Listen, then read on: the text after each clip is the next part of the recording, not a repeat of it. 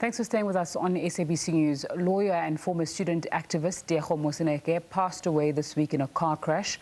Bonang Mohale, who's the President of Business Unity South Africa and Chancellor of the University of the Free State, joins me now. Prof, thanks so much for your time on SABC News this evening.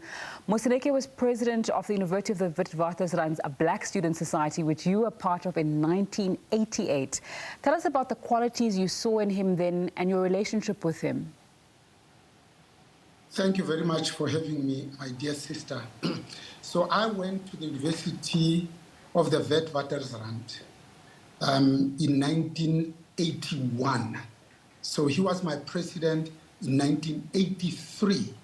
And his leadership qualities were very evident, even at that time, to see upright, brave, courageous, outspoken, exceptionally eloquent.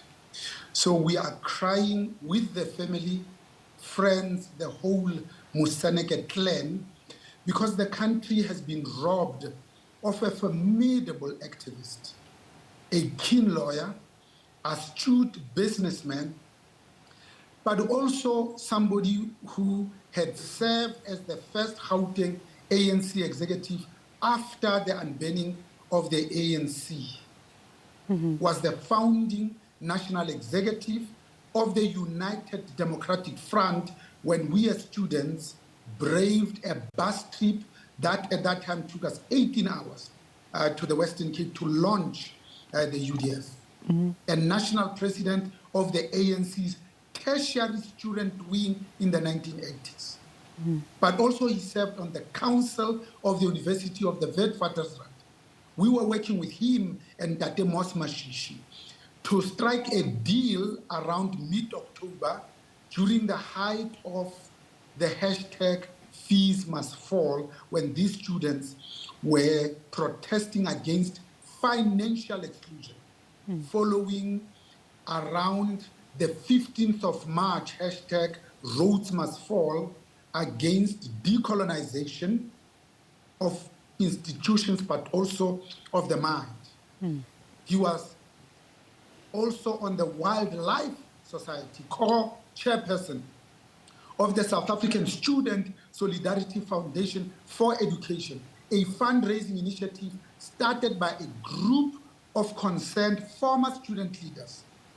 He founded a law firm, Moseneke and Partners, and he sat on a number of boards. Amongst some of the notable ones is De Beers Diamond Trading Company, Siemens Limited, Altron Power Tech, but also Aberdare Cables, Fraser Alexander, and Western Areas, amongst others. Professor Mohale, you've spoken about Moseneke's leadership qualities. You've spoken about his path from pre-democracy until now. Even with a family, with a Chief Justice as a brother, he managed to carve out his own career path and business ventures, as you've outlined. What did his passing remind you to do or think about? I mean, what a phenomenal human being. His older brother, Ndade Deputy Chief Justice Bonang Mohale, decided to get married whilst he was on Robben Island. Remember, he was the youngest prisoner at Robben Island. So Tiego stood in for his older brother during the marriage ceremony of his now known Deputy Chief Justice. But when we went to Wits in 1981, he was part of a cohort that came in on the Anglo-American Corporation Scholarship. And he stayed at the Salvation Army Mufolo residence. Because of Group Areas Act, we, the black students, could not live on campus.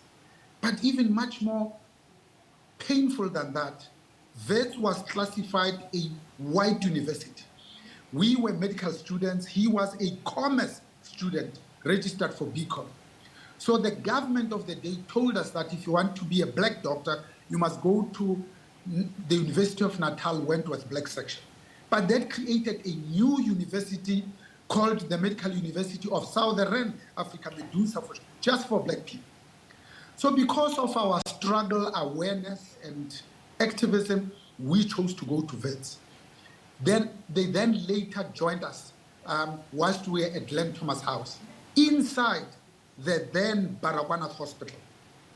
We lost an hour in the morning going and an hour coming back, 2 hours a day every day. These are already disadvantaged students who are products of Bantu education.